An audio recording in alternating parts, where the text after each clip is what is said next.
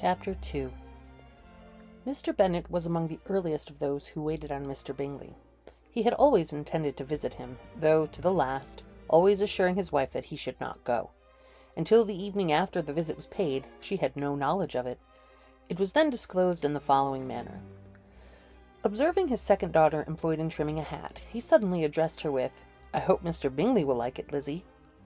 "We are not in a way to know what Mr. Bingley likes," said her mother resentfully, "since we are not to visit." "But you forget, mamma," said Elizabeth, "that we shall meet him at the assemblies, and that Mrs. Long has promised to introduce him." "I do not believe Mrs. Long will do any such thing. She has 2 nieces of her own. She is a selfish, hypocritical woman, and I have no opinion of her." "No more have I," said Mr. Bennet, "and I am glad to find that you do not depend on her serving you." Mrs. Bennet deigned not to make any reply, but, unable to contain herself, began scolding one of her daughters. "Don't keep coughing so, Kitty, for heaven's sake. Have a little compassion on my nerves. You tear them to pieces." "Kitty has no discretion in her coughs," said her father. "She times them ill." "I do not cough for my own amusement," replied Kitty fretfully. "When is your next ball to be, Lizzie?" "Tomorrow fortnight." "Ah, so it is," cried her mother, "and Mrs. Long does not come back till the day before, so it will be impossible for her to introduce him, for she will not know him herself."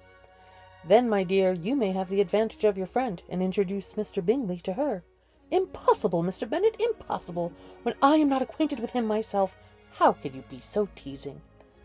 "I honour your circumspection. A fortnight's acquaintance is certainly very little.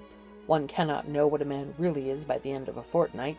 But if we do not venture, somebody else will, and after all, Mrs. Long and her nieces must stand their chance, and therefore, as she will think it an act of kindness, if you decline the office, I will take it on myself."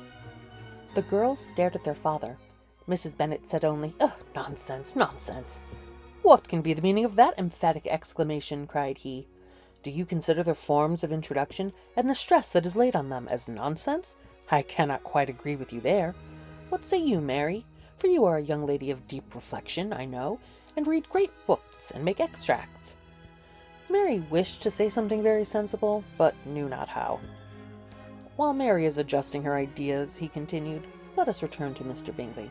"I am sick of Mr. Bingley," cried his wife.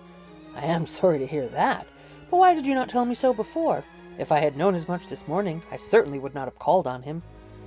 "It is very unlucky, but as I have actually paid the visit, we cannot escape the acquaintance now."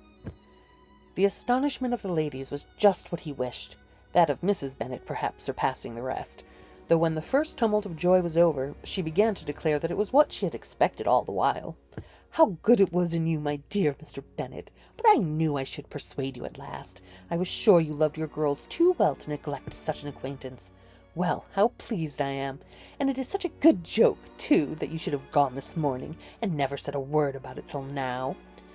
"Now, Kitty, you may cough as much as you choose," said Mr. Bennet, and as he spoke, he left the room, fatigued with the raptures of his wife.